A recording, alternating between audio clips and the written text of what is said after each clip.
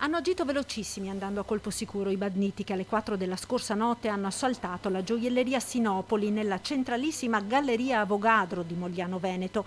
In due, con il volto travisato da passamontagna e armati di mazze e martelli, hanno forzato la porta d'ingresso e nonostante il sistema d'allarme fosse entrato in funzione e fosse attiva la videosorveglianza, in 2 minuti esatti hanno spaccato una decina di vetrine arraffando costosi orologi e gioielli. Poi, probabilmente disturbati, sono usciti salendo a bordo di una BMW Serie 5 con targa straniera condotta da un complice che li aspettava in Piazza dei Caduti. Qui i malviventi sono stati intercettati da una gazzella dei carabinieri che si trovavano in zona ed hanno sentito l'allarme.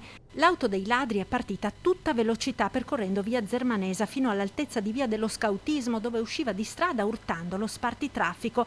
I tre banditi sono quindi fuggiti a piedi portando con sé il grosso della refurtiva.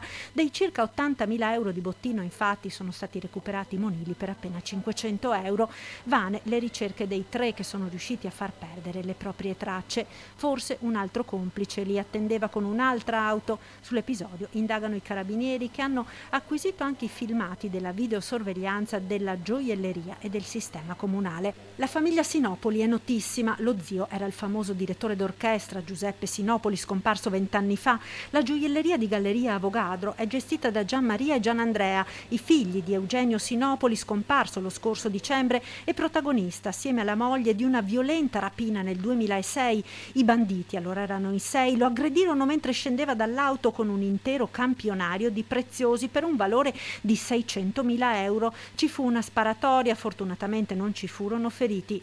Quei banditi non sono mai stati presi, dice ora con amarezza Gian Maria, che bambino assistette alla rapina.